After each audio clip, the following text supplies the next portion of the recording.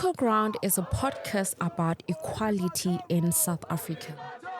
Inspired by the Freedom Charter's promise that all people should have equal rights, we explored what has changed, what challenges remain, and how different communities like queer people are still fighting for fairness. Through stories, interviews, and real conversations, we ask, are we truly living on equal ground today? Hi, guys. This is season 6 of We Should Be Writing.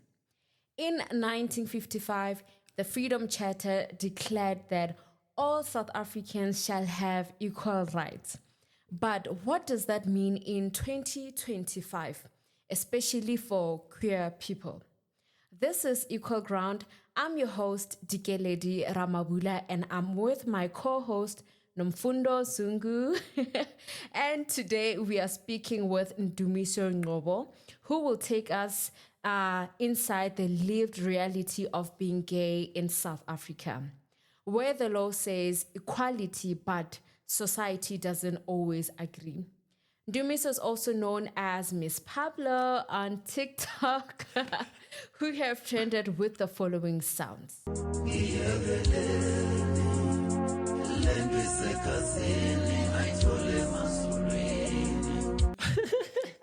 One thing about you. Hi, Ndumiso. How are you doing today? I'm fine. How are you? I'm okay. Please tell our listeners who you are, where you are from, and all of that. Hi, listeners. I'm Ndumiso Ngcobo, better known as Miss Pablo. I'm a South African social media influencer and content creator. I'm from KwaZulu-Natal, Pinetown. I'm also a second-year Bachelor of Arts student at Wits University. Okay. Thank you so much for joining us on this episode of Equal Ground. We are honored to have you. It's a pleasure. In 1955, South Africans from all walks of life came together in Kliptown and adopted the Freedom Charter, a vision for a free and equal society, and one of its most powerful lines was, all national groups shall have equal rights. At the time, this promise was directed at the racial groups divided under apartheid, your black, white, Indian, and colored. It did not openly speak about queer people because the LGBTQ plus issues were not recognized in South Africa back then. But today, we extend the same spirit of equality to all marginalized groups, including queer people.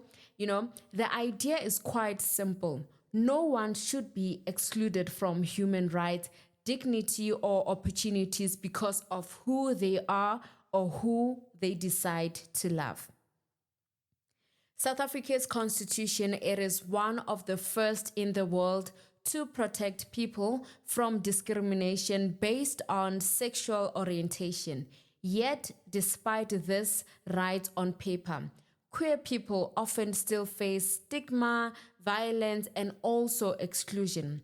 So, today on Equal Ground, we are exploring how the Freedom Charter's promise of equal rights connects to the lived reality of queer South Africans today. Miss Pablo, our very own TikToker, can you please tell us a bit about your background and how do you identify within the LGBTQ plus community? That plus is very important, right? Right, it is. I'm from KZN, Pinetown. I come from a very small township where there isn't a lot of queer people around. Well, maybe there are queer people, but not openly queer. I was the first to come out as queer when I was in grade 10, which is quite a few years ago. And yeah, when it comes to LGBTQIA+, I am the Q. I choose to identify as the Q, which means queer. It's basically an umbrella term for everyone who is not heterosexual. Oh, okay. Right. Heterosexual. Like, that's a very big term for people in rural areas. Can you please, simplify that? Well, heterosexual basically means someone who is attracted to the opposite gender, someone who is straight, right? So for homosexual people, bisexual people, we all fall under queer, right? We are under LGBTQIA plus community. Okay. Since you've discovered that you under queer, Right. discovering yourself from the young age, when was it? When you're in primary? Like, did you discover that there's something different about me? Well, I guess I've always known. You always know, man. Yeah. Let's know. I'm not the normal one. Well, actually, you are normal if you are gay. Apologies for that. Yeah. But I have always felt a certain way, man. I've been bullied a lot because I've always been feminine. I've always loved being at home, helping my mom with household chores. So as time went by, I could still go to no, man. I'm actually attracted to boys and not girls. I tried a lot of times to be in a relationship with girls. Oh my word. Oh, you've tried. You've tried. I love that. Yeah, so it was always just a mess. So my first relationship with a boy was in grade 10. After I just came out to my family, which was also a journey on its own. How did your Experience. family take that? Like, are you the only child? I have a sibling, an older brother. Okay. And my mom, it's just me, my mom, and my older brother. Well, I also have aunts, etc. But we are such an intimate, small family. So I remember when I told my mom, I was so nervous, my word, very nervous. But I felt it's time, when you've been bullied and you feel like it's enough. So it's just better if you bully me for something I am, right? Yes, and your family is there to support Exactly. you. So I came out to my mom in 2021, if I'm not mistaken. Surprisingly enough, she took it very well. She said she has always known, right? You know how moms are. Yeah, they that's always very know, comforting. right? And then afterwards, yeah, man, Your journey really started. yeah, it's really started. It has been, but I will choose it over and over again compared to the life I was living before, the life of being in the closet, of being scared of what people will say. I'm finally living my truth, and yeah, man, it's quite empowering. Okay. So, Miss Pablo, the Freedom Charter spoke of all national groups shall have equal rights, né? But at that time, it didn't mention queer people. When you hear those words today, what do they mean to you? Well, even today, it does not include queer people, but however, it has legitimized same-sex marriages, so there is a bit of inclusivity. But hearing those words today, it shows me that at some points we were not recognized in this country. It shows me we were not acknowledged. However, we are moving towards a better South Africa. There is a bit of inclusivity. And yeah, man, I guess we just have to let bygones be bygones. Yeah, at one point we were not included as Black people, right? As time went by, we were included. Women were marginalized. As time went by, women were included. So I guess as time goes on, we are seeing a little bit of inclusivity. So let's say maybe in 15 years' time to come, we will be there. And I was about to even ask that, do you think after a certain time, will there be any sort of changes? So I guess according to you. Sure, but the pace is very slow. I mean, why can't we just include gay people now? Yeah. Because we know there are gay people living in South Africa. We know there's people, queer people in this country. So why can't we just make change now? Can you please share a personal story that reflects what equality or inequality feels like in your own story, life, or journey? That time you felt like, I feel like everyone else. You are taking me back to high school, right? So, oh my word. I remember in high school, boys obviously will wear pants while girls wear skirts. At one point, I pulled up at school wearing a skirt. Ooh, feisty. Oh, yeah, so I got there. Well, the principal obviously did not allow me to enter. Well, I fought for myself, right? I fought very hard until eventually he allowed me to enter. I took the matter to the office, the principal's office. The SGB looked at it, and eventually queer people were allowed to actually dress up the way they feel. Queer men or gay men are now allowed to wear skirts. Boys, let's just say boys, right? Masculine representing lesbians are now allowed to wear pants. It was not easy, but well, that's how inequality felt for me at that time. But you fought. And I thought, well, unfortunately, being a queer person in South Africa is all about fighting. You fight. Each and every day you fight. Each and every minute you fight. For me to be here, I fought, right? Yeah. And other thing I want to find out, what was the learner's reaction to you wearing a skirt at school? Like, it's a township. Right.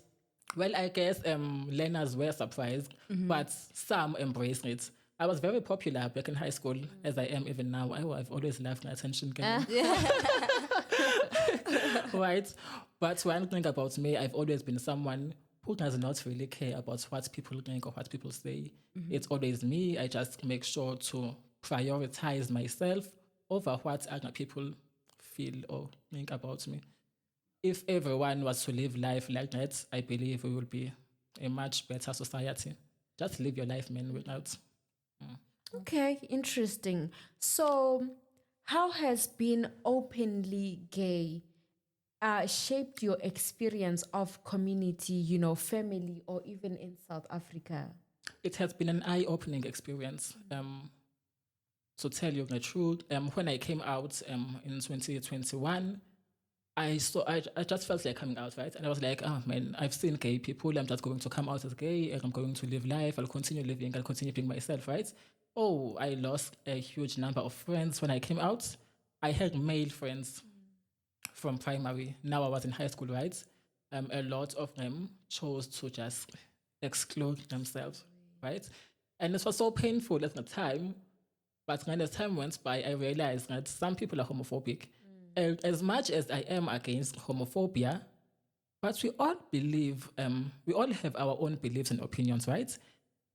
If you are homophobic, Nomfundo, right? Example. Example. God forbid. Right? It's okay. You believe that homosexuality is wrong.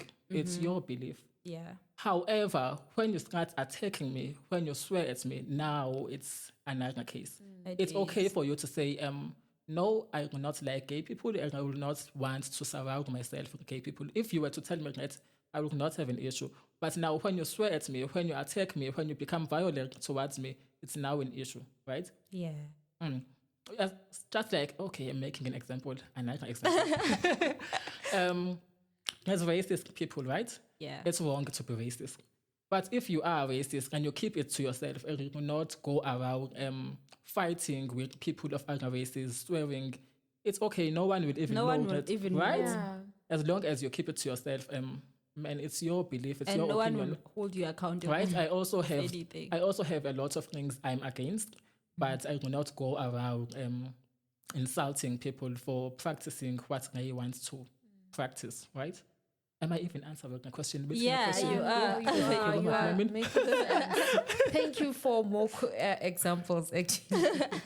So South Africa has one of the most progressive constitutions in the world with protection for the LGBTQ plus people. But there's still a gap between a law and daily life. Where do you see that gap most clearly? The constitution claims to protect queer lives, but we will not see much protection. We are still being marginalized. If I were to go to a police station and open a case of assault, let's say my partner assaulted me, I'm in an abusive relationship, I'm most likely to be a laughing matter. We are not protected enough in this country. It's not easy as a queer person to just walk up to a police station, especially if you are openly queer. We are still not taken seriously. We are not protected. There is obviously a little bit of protection here and there, but we still have a long way to go, in fact.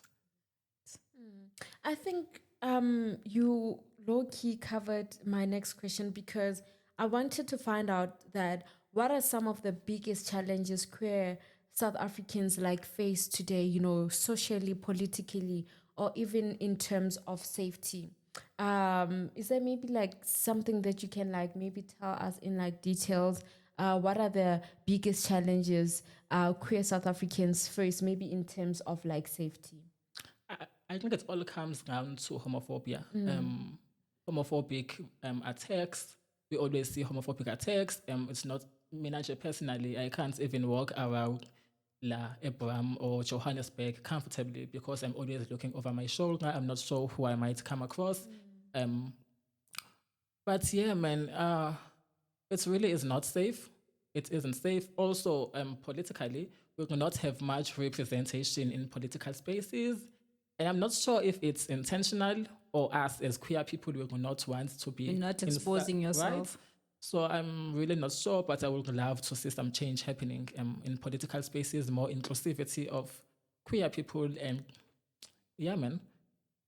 Okay, why is it important to talk about queer rights when we talk about inequality in South Africa? Queer people are one of the minority groups in South Africa, one of the previously marginalized groups. Well, we are very much still marginalized, but because now we see some inclusivity, so I'll just say previously marginalized. So it's quite important to include queer people when we are having a conversation about equality, because at some point we were not equal with heterosexual people, right? Even now we are not very much equal, but we are slowly getting there. Okay, moving from the space of being in high school, now you're in university. In this space, do you feel represented? Do you A feel... lot, actually. A lot. Tell me more about that. Hey, Wena. And I'm not sure what's the cause of that, because technically, a high school space and a university space is more or less the same. The same. But in high school, there is not much inclusivity of queer people, whereas in university, every corner Is you it turn, maybe the dress code in high school you expected to wear? perhaps, right? Yeah. Perhaps because here in varsity you can actually show up wearing whatever you like. No one Yeah. will pay attention to you. So I can say, moving from high school to university, I have seen some inclusivity and a little bit of equality. Also, just moving from a township area to a more a big city. urban area, right? Okay. So I guess homophobia and inequality are most visible in areas such as townships, rural areas, not urban spaces. What could be the cause of that? Because of having more homophobic cases in townships than in urban areas.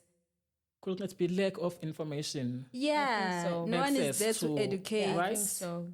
Oh, okay. That's I what guess. they're used to. There's a girl and a boy only, so they're not exposed to Shame. other groups. I think it's still gonna take time for that group to grow into knowing much about that. Or I think also maybe they do like information about that, as we also said. But on to the next question. Do you think more queer voices should be in leadership or politics? And if so, how do you think having queer people in, let's say, politics will like help? It's quite significant. It's crucial, in fact, to have queer people in political spaces or leadership spaces, because as the queer community, we do not have someone we relate to in parliament, for example, right? So having more queer people in those political spaces will enable us to have like a voice, right? We can be able to express ourselves via that person, if you get what I'm trying to say. I believe that queer people relate to each other more than heterosexual people too. Yeah. What role can allies, friends, family, co-workers play in supporting queer people? Let's raise awareness. Just raise awareness as much as you can. Offer support, love, protection. Just be kind, man. To anyone, basically, not just queer people. Kindness goes a long way, and sharing information, teaching people who are misinformed about queer people can be quite successful in helping queer people get more recognition and respect. Okay, so I want to ask something. I don't know if it's personal. Like, you see, I'm going to make an example. You see, when someone is being racist, and then when they try to defend themselves, they're like, I have a friend, my black friend. How do you feel when someone is gaslighting you and say, oh, I have my neighbor is gay? What do you mean? I have seen people who are friends with gay people, Yeah. but homophobic towards me. Is that even a thing? It is. And I always get shocked with, hey, what's happening here? Well, there's a concept of internalized homophobia. So some people have internalized homophobia. Sometimes you tolerate a person, but you will not accept a person. So it happens, and then you hear someone saying, oh no, I have a gay nephew, a gay My niece. cousin. Right? My cousin's gay. You are just tolerating your nephew or cousin because you will not have a choice. It's family. Okay.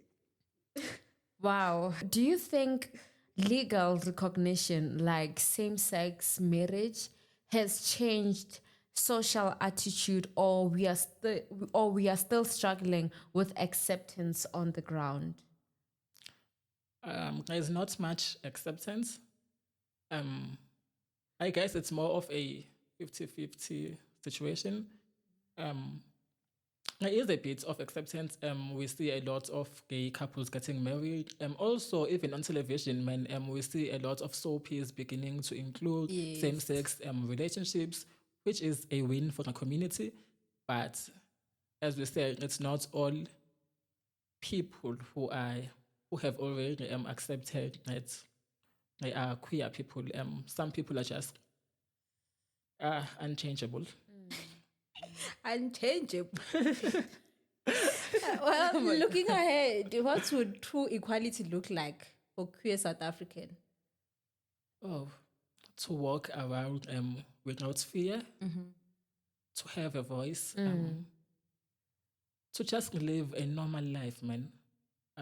But is there a normal life in South Africa? Like, I guess not. I guess every person has a definition of what normal is. oh yeah. Right? But let's just try to create a society which is fair for all, not just queer people, everyone, man. Let's just tolerate each other, let's accept each other, let's learn about each other. Learning, very important. Also, let's teach if we get a chance. Okay, so if the Freedom Charter was rewritten today, what would you want it to say about LGBTQ plus rights? Well, it should focus more on the safety of LGBTQIA plus individuals. It should include the terms LGBTQIA plus, right? Everyone who is not heterosexual or gender conforming should be free, should also have a voice in South Africa. No one should be marginalized or discriminated according to sexuality or sexual orientation or gender or identity, I guess. The very last question. What message would you give to a young queer person who's still struggling to find acceptance? Just be yourself. Be yourself. Assert your own power. It's not going to be easy, but life is never easy for anyone. Just try to create your own circle. Surround yourself with people who get you, people who you relate to. I know that it's not easy to ask for help in our modern society because everyone is just focused on their own lives. But it's better just not suffer in silence, right? Don't suffer in silence. Speak out. Speak out. Eventually, someone will come to your rescue. Okay. Thank you so much, Miss Pablo, for joining us. That is very, that is, I got to learn a lot, because I feel like sometimes, yes, we don't get the chance to have such deeper conversation, you know. So thank you so much for joining us today. And we are honored to Very much have honored. you today. Miss TikTok. It's a pleasure. Kofi, thank you so much.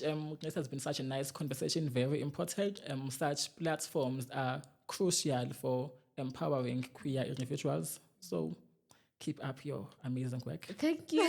Thank you so much. Thank you. You've been listening to Equal Ground, an episode of We Should Be Writing podcast. This podcast is a product of the Honors in Journalism and Media Studies program at Wits Center for Journalism in Johannesburg. Producers, editors, and your hosts are Dikeledi, Ramabula, and Nomfundo Zungu.